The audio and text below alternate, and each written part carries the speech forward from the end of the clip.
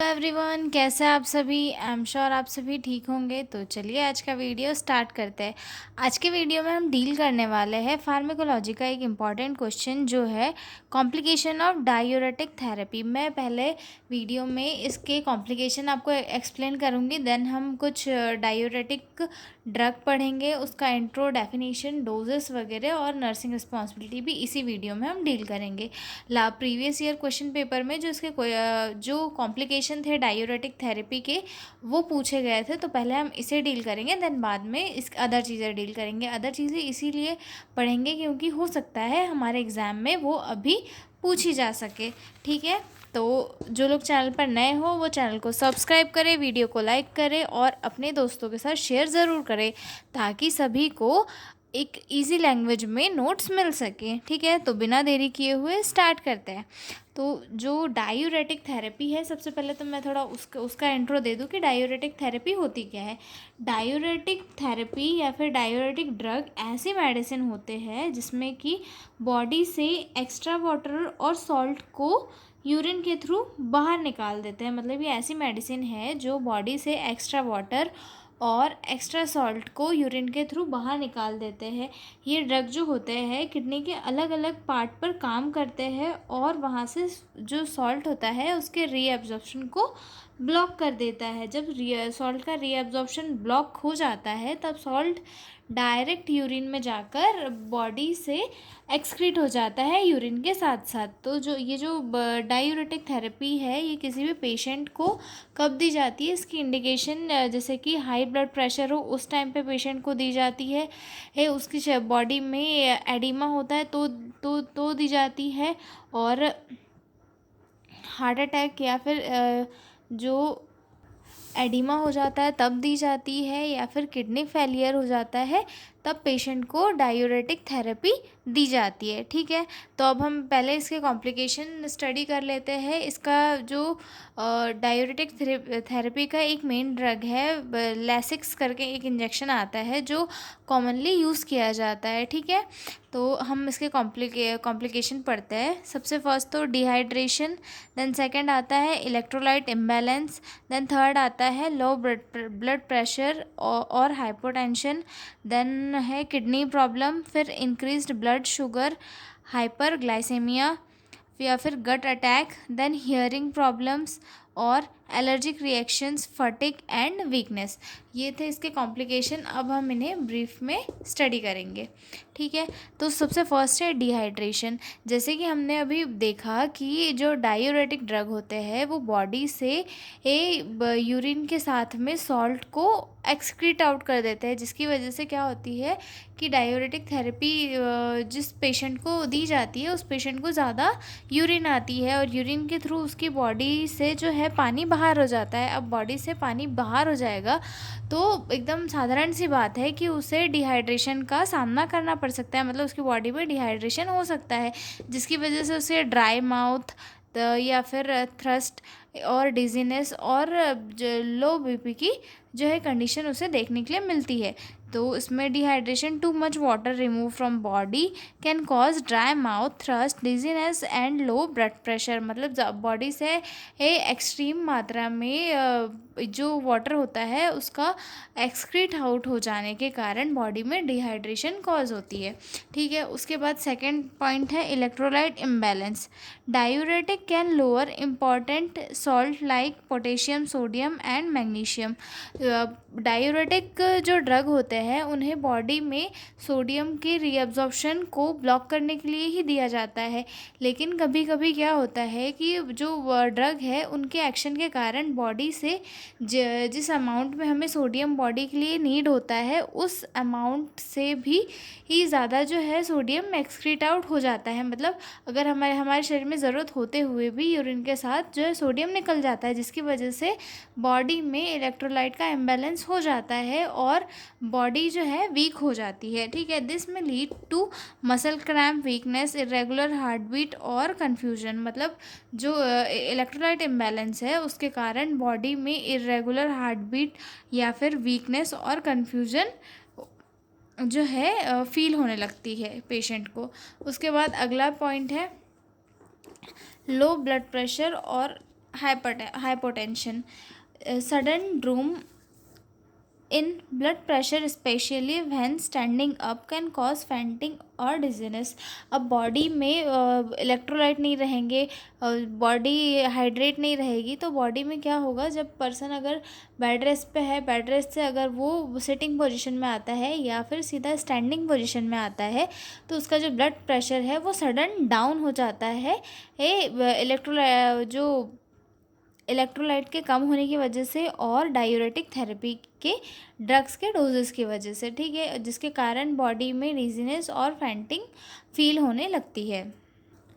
उसके बाद अगला पॉइंट है किडनी प्रॉब्लम्स. ओवर यूज़ और incorrect use can harm kidney function. जो डायूरेटिक ड्रग होते हैं वो डायरेक्ट किडनी के पार्ट्स पे जाकर वर्क करते हैं, जैसे कि फ्यूरोसामाइड है. फ्यूरोसामाइड जो है एक लूप डायूरेटिक है जो डायरेक्ट किडनी के नेफ्रॉन के लूप ऑफ हेनले पर जाकर वर्क करता है. लेकिन जो ड्रग है उनके ओवर यूज़ या फिर इनकरेक्ट डोज के कारण क्या होता है, वो ड्रग किडनी के पार्ट्स को ही हार्म पहुंचाता है, जिसके कारण जो है यूरिन में क्रिएटिनिन और यूरिया का जो लेवल है वो बढ़ जाता है, जो कि किडनी को हार्म पहुंचाता है, इवन किडनी डैमेज भी कॉज कर सकता है. ठीक है, तो अगला पॉइंट है इंक्रीज ब्लड शुगर. मतलब बॉडी में जो ब्लड शुगर लेवल है वो इंक्रीज़ हो जाता है. Some diuretics like thiazides can rise blood sugar specially in diabetic patient.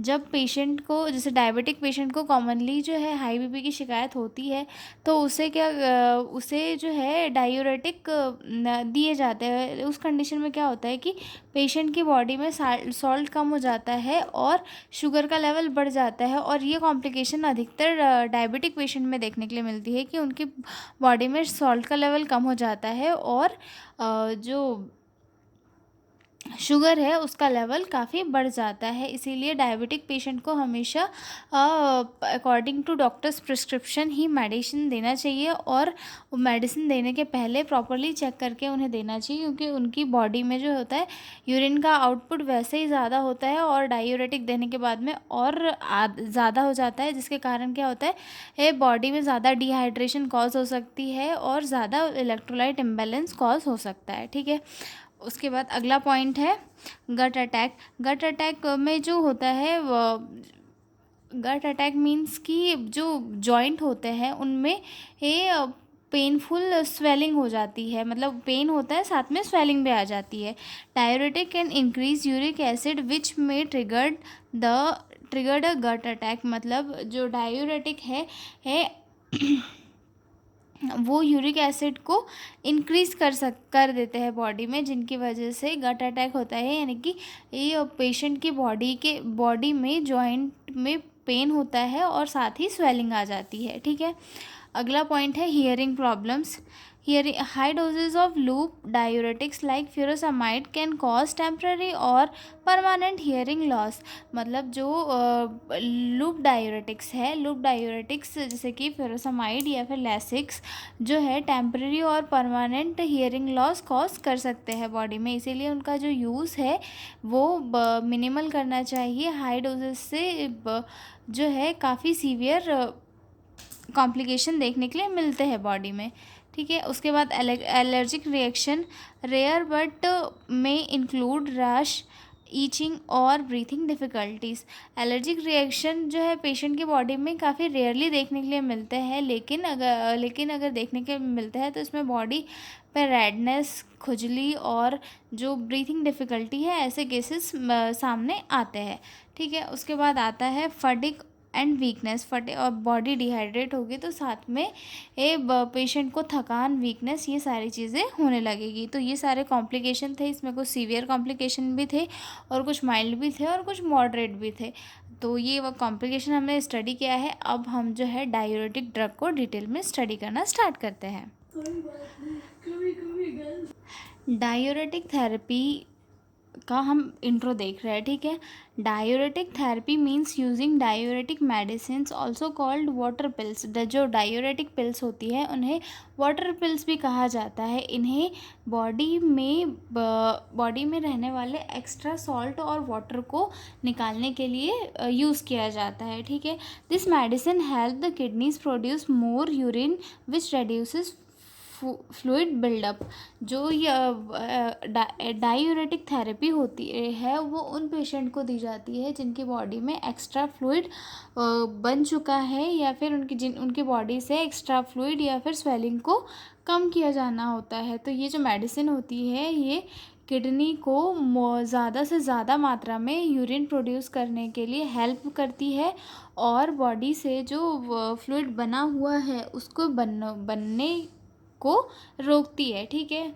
ये कॉमनली ये कुछ कंडीशन में यूज़ किया जाता है, जैसे कि high blood pressure, heart failure और या फिर किडनी प्रॉब्लम्स। ये कुछ कंडीशन में यूज़ किया जाता है, ठीक है। अगर एक सिंपल वे में बता दूँ तो जो डायूरेटिक ड्रग जो मेडिसिन होती है वो बॉडी से एक्स्ट्रा वाटर और सॉल्ट को यूरिन के थ्रू बाहर निकाल देते हैं। ये ड्रग किडनी के अलग अलग पार्ट्स में काम करते हैं और सॉल्ट के रीअब्जॉर्प्शन को ब्लॉक कर देते हैं। जब सॉल्ट यूरिन में चला जाता है तो पानी भी उसके साथ चला जाता है, इसलिए ज़्यादा यूरिन बनता है, ठीक है।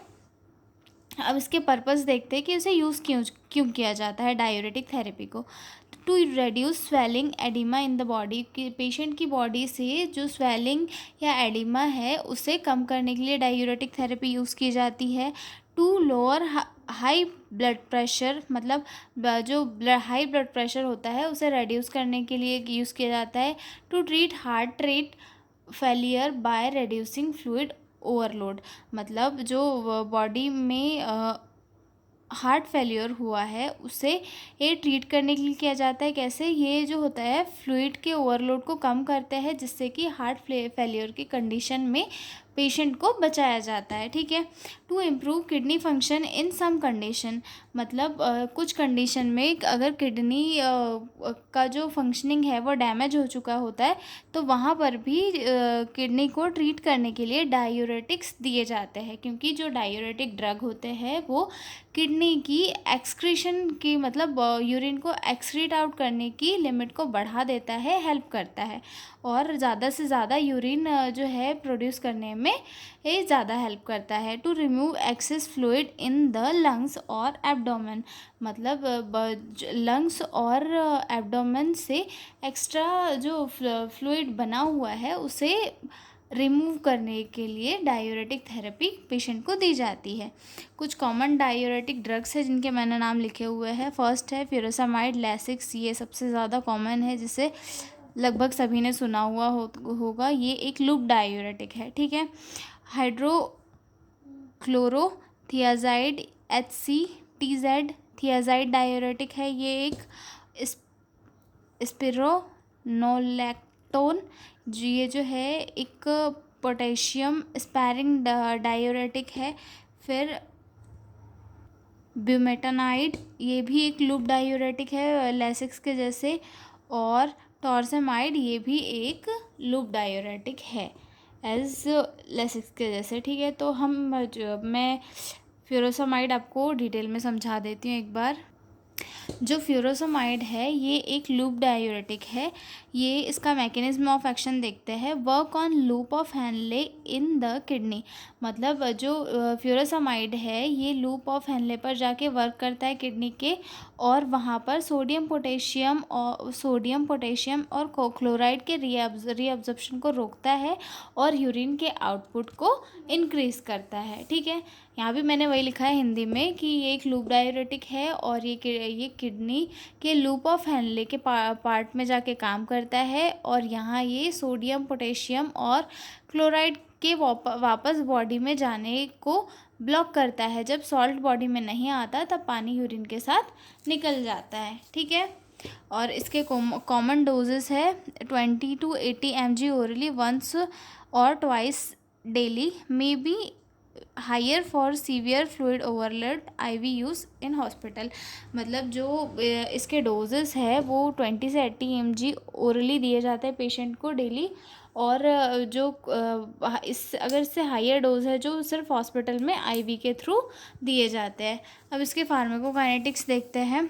ऑनसेट दैट मीन्स कि इसका जो वर्क करना कब कितने टाइम में स्टार्ट होता है इनटेक करने के बाद में। तो अगर ओरल लिया है पेशेंट ने तो 30 to 60 मिनट में ये वर्क करना स्टार्ट हो जाता है। और अगर आईवी दिया है पेशेंट को तो 5 मिनट में ये ड्रग करना स्टार्ट हो जाता है। और 6 से 8 घंटे तक ये ड्रग बॉडी में वर्क करता रहता है। हाफ लाइफ मतलब 1 to 2 आवर होती है। और एक्सक्रीशन मोस्टली बाय किडनीज, मतलब इसका जो एक्सक्रीशन है वो किडनीज के थ्रू ही होता है।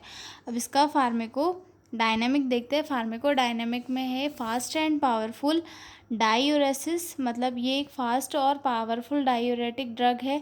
उसके बाद effect depend on kidney function and doses. इसके जो इफ़ेक्ट है, हालांकि इफ़ेक्टिव ड्रग है ये, लेकिन कभी कभी इसके जो इफ़ेक्ट है वो पेशेंट की किडनी पे डिपेंड करते हैं और डोज पे डिपेंड करते हैं और पेशेंट की जो कंडीशन है उसके ऊपर डिपेंड करते हैं। ठीक है, अब इसके साइड इफ़ेक्ट देखते हैं। डिहाइड्रेशन, लो पोटेशियम लेवल, या फिर लो ब्लड प्रेशर, डिजीनेस और हियरिंग लॉस। ठीक है, ये सारे इसके साइड इफ़ेक्ट थे। अगला ड्रग देखते हैं हाइड्रो क्लोरोथियाजाइड। ये एक जो है थियाजाइड डायूरेटिक है। इसका मैकेनिज्म ऑफ एक्शन देखते हैं। Work on the distal tubule of the kidney. ये किडनी के डिस्टल ट्यूब्यूल पे जाकर वर्क करता है। यहाँ पर ये सोडियम के रीअब्जॉर्प्शन को ब्लॉक करता है और यहाँ पे जो है ये mild to moderate water loss को कॉज करता है। ठीक है, उसकी इसके कॉमन डोजेस है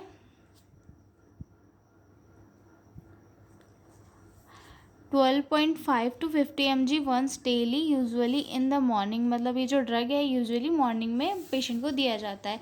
फार्माकोकाइनेटिक है। ऑनसेट है इसका 2 आवर्स, मतलब 2 घंटे में ये वर्क करना स्टार्ट कर देता है।